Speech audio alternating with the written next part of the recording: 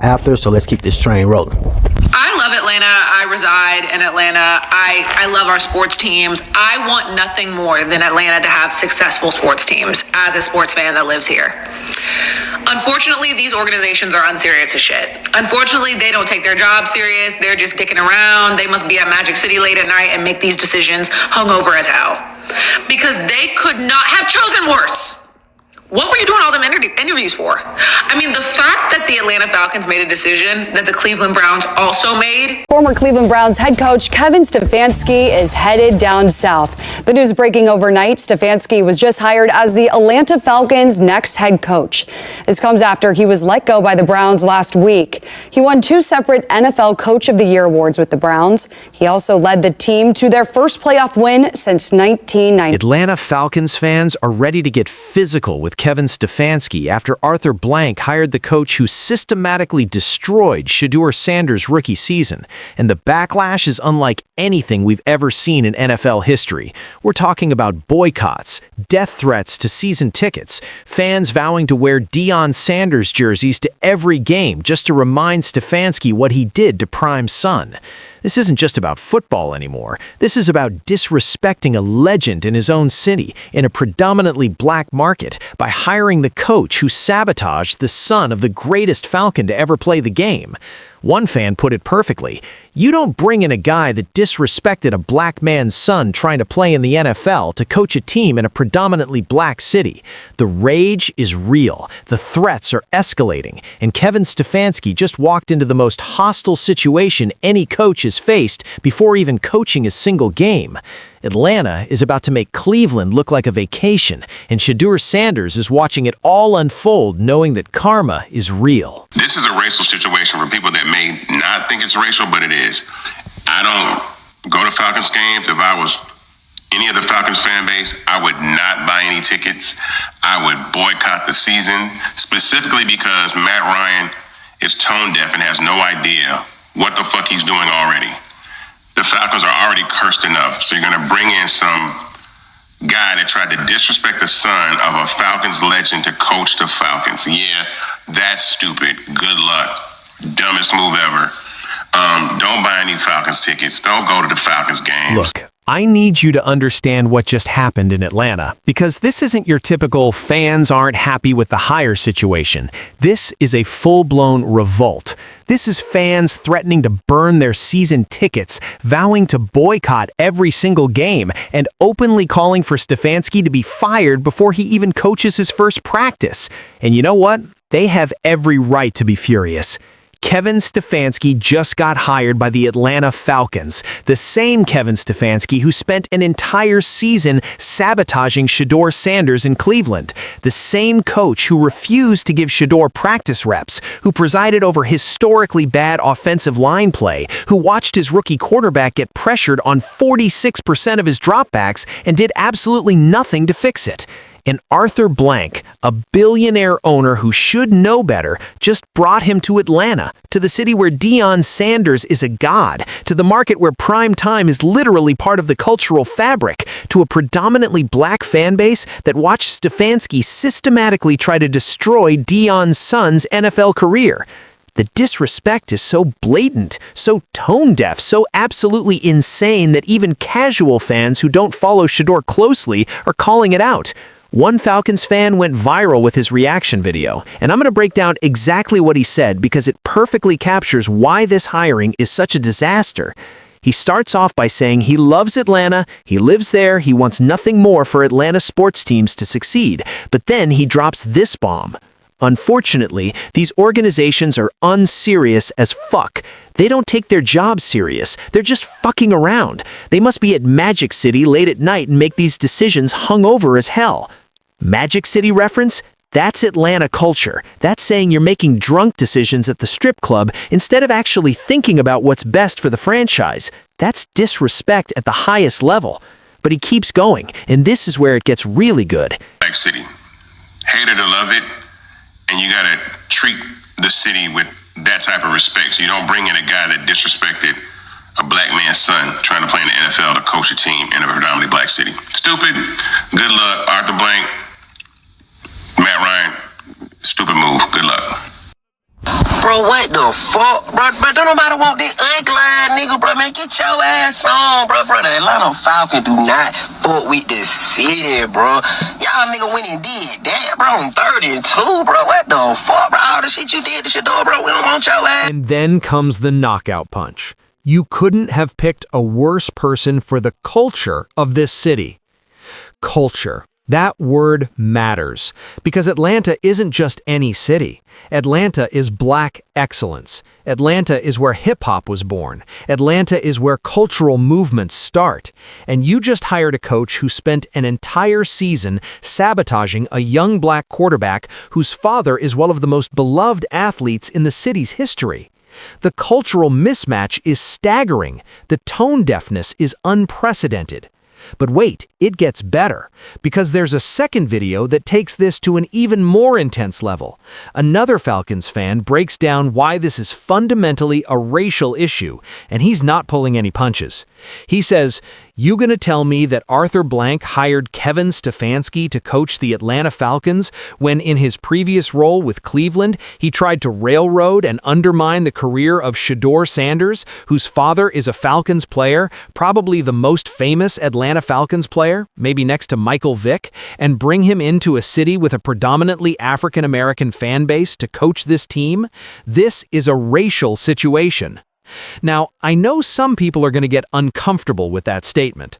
Some people are going to say, it's not about race, it's about football.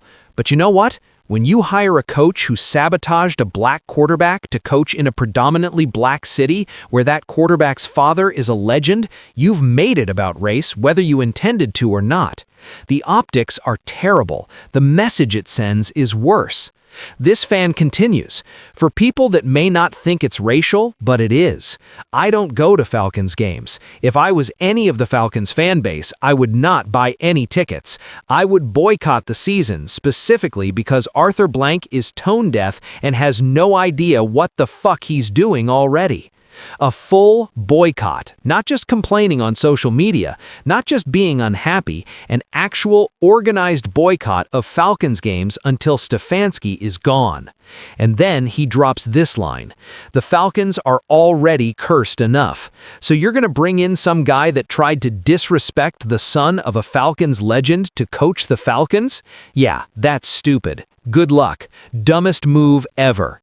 The curse comment is real. Falcons fans have watched their team blow a 28-3 lead in the Super Bowl. They've watched years of playoff disappointment. They've watched promising seasons fall apart. And now they're watching their owner hire the coach who sabotaged Shedeur Sanders. If you believe in karma, if you believe in cosmic justice, this is the kind of move that guarantees the curse continues. The third video might be the most powerful of all, because this fan gets straight to the point about what Atlanta is and what it represents. Atlanta's a black city. Hate it or love it, and you gotta treat the city with that type of respect. So you don't bring in a guy that disrespected a black man's son trying to play in the NFL to coach a team in a predominantly black city. That's it. That's the entire issue summed up in one perfect statement. Atlanta isn't Green Bay. It's not Boston. It's not a market where you can make decisions without considering the cultural implications.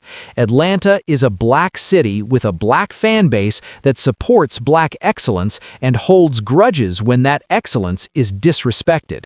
Not the hire we all wanted. I'm definitely not getting tickets now. See you on TV. Wow. Falcons fans are boycotting Kevin Stefanski already. Falcons fans are boycotting Kevin Stefanski already. Nasty work. Nasty work. Let's get into this.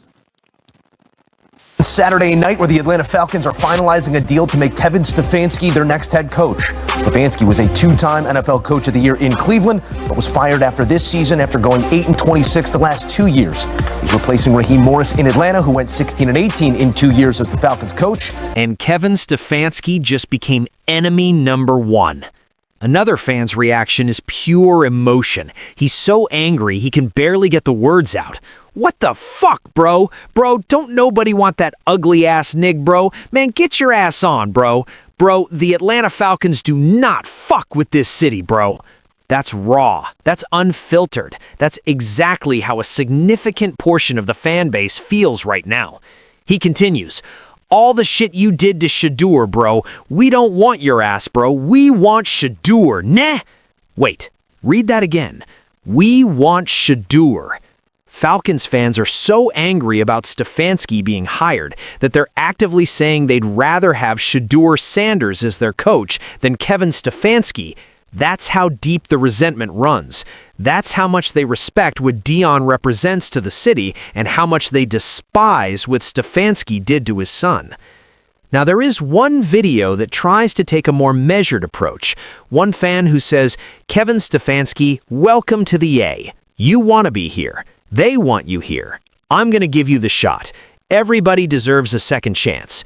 But even that guy can't fully commit to supporting the hire because immediately after saying he'll give Stefanski a chance, he starts listing all the reasons why the hire makes no sense. Now, we had Raheem Morris in here and he won 16 games in 2 years, and Kevin Stefanski has lost twice as much as Raheem in the last 2 years. We have to explain for that. Let's break down those numbers because they're absolutely damning. Raheem Morris, the coach the Falcons just fired, went 16-18 over his last 2 seasons. That's a near .500 record. Not great, but not terrible. Kevin Stefanski over his last 2 seasons in Cleveland, 8 wins, 26 losses. That's an .826 record. That's a winning percentage of .235. That's historically bad. That's worse than most expansion teams. And the Falcons looked at those numbers and said, yep, that's the guy we want. The fan continues, you were 30th in total offense this year, 28th last year, and then 31st and then last the year before in points scored per game. So Stefanski's offenses in Cleveland ranked 30th in total offense, most recent season, 28th the year before, 31st the year before that, dead last in points per game. Those aren't just bad rankings. Those are fire the offensive coordinator and start over rankings. Those are this system fundamentally doesn't work rankings. And somehow, Arthur Blank looked at that offensive production and thought, this is exactly what we need for Michael Penix Jr. and our young offense. The fan asks the exact right question. What is the clear path to a successful offense and defense? What kind of leader is the man, and what are we going to do with our quarterback situation? Because here's the thing, Stefanski's track record with quarterbacks in Cleveland is a disaster. He couldn't develop Shedeur. He couldn't fix Deshaun Watson. He couldn't make Dylan Gabriel look competent. His entire quarterback management strategy has been a complete failure. He can be the offensive play caller. No, hell no. See, that's where you went wrong right there. As the head coach, he can be the offensive play caller. You know he gave up play calling twice in Cleveland because he was so garbage at it. Twice, because he was garbage. Michael Penix, good luck, brother. Did both while he was in Cleveland to varying degrees of success. And they believe that with the talent on offense, that they will be able to succeed in a very, very winnable NFC South. And lastly, at defensive coordinator, while they let some of their assistants under Raheem Morris interview other places, they said, no, you can't talk to Jeff Ulbrich, our defensive coordinator. The coach who sabotaged him, who refused to give him a fair shot, who created a toxic environment where Shedeur couldn't succeed, that coach just got rewarded with another head coaching job. On the surface, that seems unfair. That seems like the system is broken. But then you see how Atlanta fans are reacting. You see the boycotts. You see the threats. You see fans promising to make Stefanski's life miserable. You see the cultural backlash that's only going to intensify once the season starts. And suddenly, Shedeur can sit back and realize that sometimes karma doesn't come in the form of someone getting fired. Sometimes karma comes in the form of someone getting exactly what they wanted, only to discover it's a nightmare. Stefanski wanted to be a head coach again. He wanted to prove that Cleveland was the problem, not him. He wanted redemption. Instead, he's walking into a situation where the fan base hates him before he coaches a game. He's being compared to Raheem Morris, who had a better record. His offensive rankings are publicly being called out as historically bad. He has to deal with a quarterback controversy he didn't create. Every game, he'll see Deion Sanders jerseys in the stands, reminding him of what he did to Shedeur. The cultural mismatch between him and the city is going to be scrutinized constantly. That's not redemption. That's punishment. And for Shedeur, he gets to stay in Cleveland with a new coaching staff that actually wants to develop him. He gets to work with coaches who didn't sabotage him. He gets to build his career while watching his former coach struggle in the most hostile environment possible. That's karma. That's justice. That's the universe correcting itself. The Falcons fans are right to be angry. They're right to demand better. They're right to question why their owner hired a coach with an 8-26 record over the last 2 seasons, with bottom 5 offensive rankings, with a history of sabotaging young quarterbacks in a city where that young quarterback's father is a legend. It makes no sense from any angle, not from a wins and losses perspective, not from a cultural perspective, not from an optics perspective. But you know what? Maybe this is exactly what needed to happen. Maybe Stefanski needed to experience what it's like to be universally hated before coaching a single game. Maybe he needed to feel the pressure that Shedeur felt all last season. Maybe he needed to understand that actions have consequences. Because one thing is absolutely certain. Kevin Stefanski's time in Atlanta is going to be under a microscope unlike anything he experienced in Cleveland. Every loss will be amplified. Every offensive struggle will be blamed on him.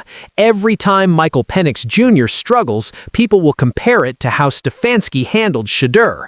And those Deion Sanders jerseys in the stands, they're going to be a constant reminder that some things can't be forgotten. Some disrespect can't be forgiven. So here's where we're at. Kevin Stefanski got hired by the Atlanta Falcons after going 8-26 seasons in Cleveland and systematically sabotaging Shedeur Sanders. Atlanta fans are calling for a boycott, promising to wear Deion Sanders jerseys to every game, and openly saying this is a tone-deaf, culturally insensitive hire in a predominantly black city where Prime is a legend. The numbers don't support the hire. Stefanski's offenses ranked 30th, 28th, and 31st in recent years, while Raheem Morris had a better record. The optics are terrible, the backlash is real, and Shedeur Sanders gets to watch karma unfold in real time, as the coach who destroyed his rookie season walks into the most hostile situation any NFL coach has ever faced. Drop your thoughts in the comments. Are Atlanta fans right to call for a boycott? Is this a racially tone-deaf hire? Will Stefanski survive his first season? And most importantly, is this karma for what he did to Shedeur? If you made it this far, hit that subscribe button and turn on notifications because this story is just beginning. We're going to cover every single game where fans show up in Deion jerseys. Smash that like button and let's keep this conversation going. Peace and chaos.